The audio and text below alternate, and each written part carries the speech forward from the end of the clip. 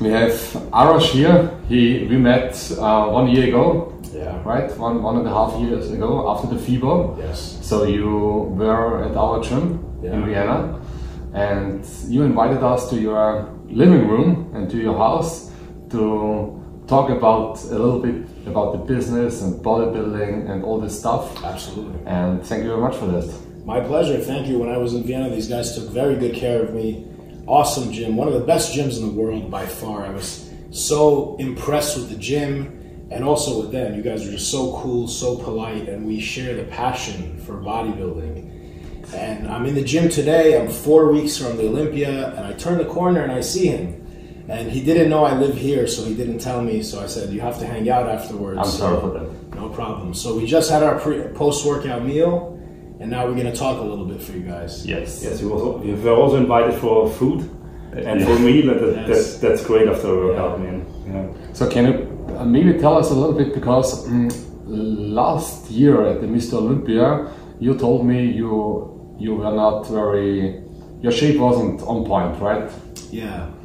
What did you change to this? Well, I've been working on creating more flow in my physique. I had to bring my legs up. I always want to improve something. So I've been working on improving, but last year wasn't a good prep for me. I pushed way too hard. Yep. I over dieted. I did too much cardio, and I was very tired. The whole prep, I was not training hard. I was not feeling good. I was not sleeping good. I found out from 3 doctors that I had adrenal fatigue. There's so much stress that your adrenal glands just fatigue and you have no more energy. Yeah. When you come to lift weight, you have no energy from here. It doesn't matter what you eat. Yeah. And my metabolism got slow. If you are starving in a desert, you lose weight 1 day, 2 days, 3 days. After 5, 6 days, 1 week, your body says, wait a minute, we're gonna die soon. So your metabolism goes slow, so you live longer. Yeah. That's why we have cheat meals. Cheat meal is not for fun because you did a good job. Cheat meal is to get your metabolism back up. Like a refeed. Yes. A controlled cheat meal. Yes. I was over dieting. Are you doing cheat meals? So this prep. Yeah. So this prep I started very early. 4 months, 5 months out, I started with strict diet. It wasn't low calorie, but it was specific diet. Yeah. And every Sunday I would eat burger and French fries. So you didn't track these burgers and French fries? It was like I just ate it on top of my food. But everything else you tracked? Tracked, right? yeah. I mean, I did track the burger and fries because I ate the same one in the same restaurant. Yeah. And then I stopped that maybe 8 weeks out, 9 weeks out. But in the beginning, when I started to do this burger and fries, I had no appetite. I was eating 1 burger and fries, same as my girlfriend. My metabolism was still messed up from last year. So it took you a long time. It took me 3 weeks, and then I said, you know what? I can eat more. I ate a little bit more French fries. Then after a few weeks, I was eating 2 double cheeseburger and 1 large fry.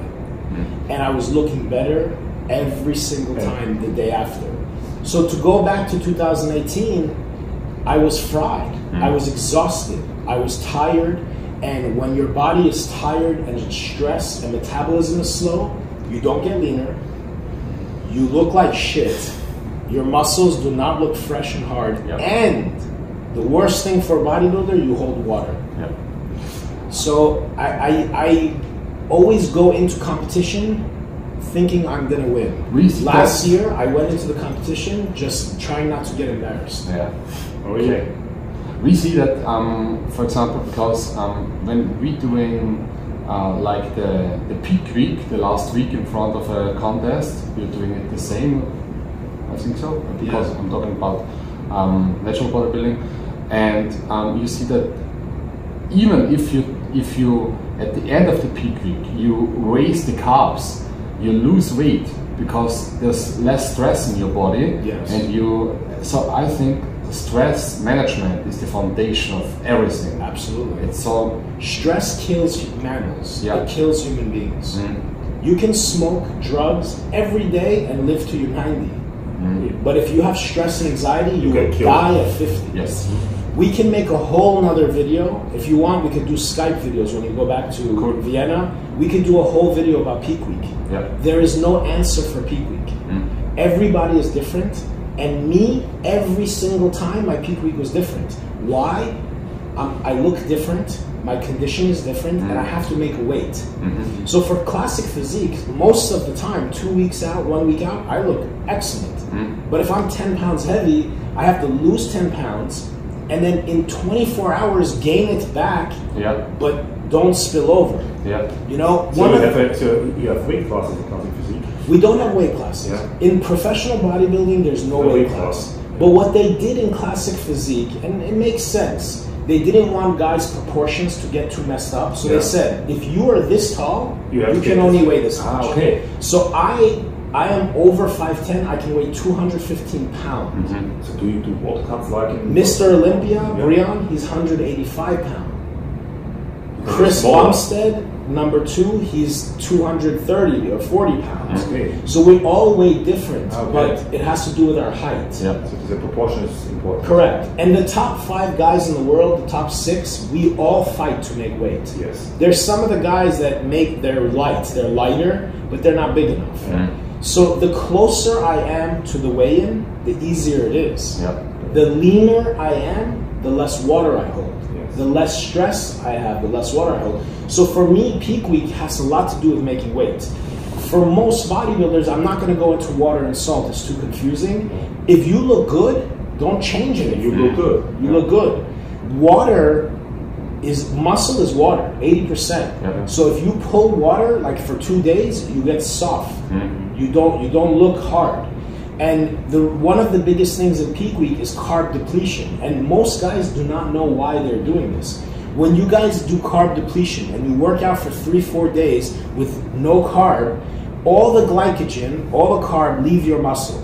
And your muscle wants carbs so bad that when you give it carb, it overcompensates because it's scared it's not going to get carb. It takes extra carbohydrate. So you can actually be fuller on Saturday than you ever are throughout the year. But you need water. You need to drink water, right? Because you need water, you need sodium. Yeah. The transporter in the intestine that takes the carbohydrate to the muscle. So it's like a big bus. There's a bus, a taxi, that takes the carbohydrate to the muscle. That bus works on sodium. So without sodium, you cannot fill the muscle. Everybody gets an amazing pump after a cheat meal, right? How much carb is in burger and fries? The bread is 20, 40 grams. It's salt. That's right. One of the best pre-workout you can have is a kosher pickle. So, you know, guys backstage are sitting here eating chocolate and muffins. If you eat carb for 3 days, you have carb in your muscle, is not going anywhere. If you do not use it, you don't lose it. So if you carb up today and you don't train for 3 days, you still have it. You still have it. All you need when you pump up is some fluid and some salt. That's right. So you have to do some kind of water cut. Every single show I did in classic physique, I cut water. Like a powerlifting. But just for the weight. For the weigh-in. It's tricky because okay, look, some of the weigh-in, I didn't eat carbs before weigh-in. This is a big mistake. 2017, I listened to my coach, no carb. I go into weigh-in, 0 glycogen.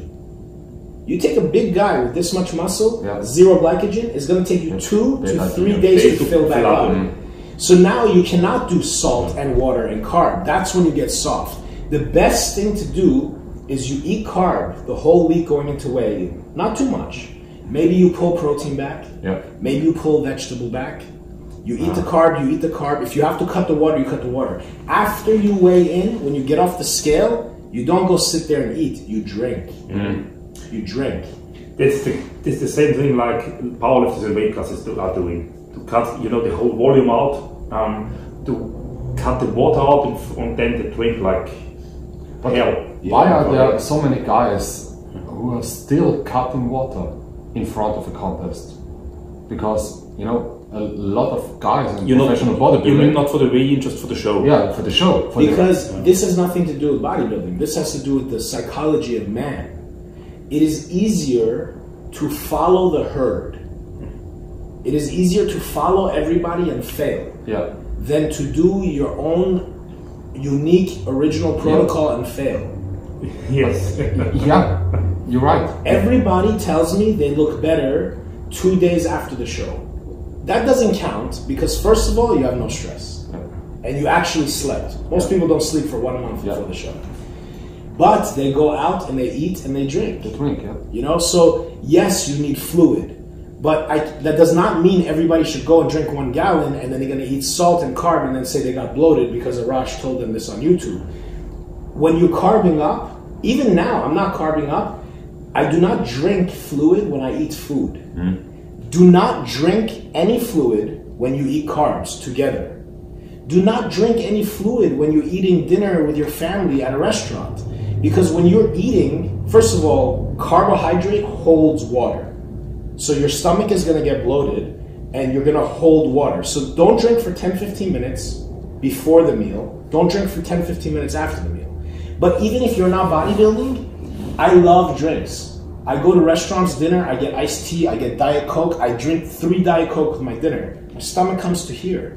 When you eat food, your body releases acid to digest. Well, if you pour 1 cup of water, now the acid and the food is floating around and there's no digestion. My girlfriend was a cook for 10 years and she knows about everything about nutrition and she's always telling me the same thing. She said, don't drink when you eat. Drink before you eat, for example, 20 minutes before. I'm a big drinker. This cup, cup, the whole thing, she's never drinking. You will never usually, see Martina drink. I used to have 2 of these with amino acid and seltzer during my meals. Right now, we just ate together. Did you see me drink anything for 1 hour? I'm not going to drink. 30 minutes later, I'll drink. When I have cheat meals, everybody say, oh, when I have a cheat meal, I wake up next day lighter. I say, when I have cheat meal, I can gain 10 pounds in 1 day. And when I would eat burger and fries, I would have like 1 glass of water and like 3 Diet Cokes. Now, I do not drink shit. I drink all my water for the day. I stop 7 p.m. 8 p.m., I have my cheat meal. I don't drink anymore. And then I wake up the same weight.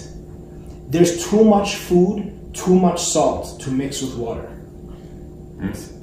But this is not even bodybuilding. Your doctor should teach you this. Yes. Oh man, she teaches me a lot, and now you're saying the same thing now. When you go to a restaurant, you sit down, before they give you a menu, they pour you water, then they say, what can I get you to drink?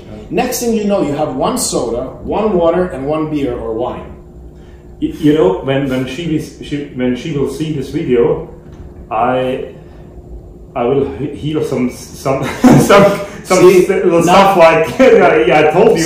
Some bodybuilders are actually smart. Yeah.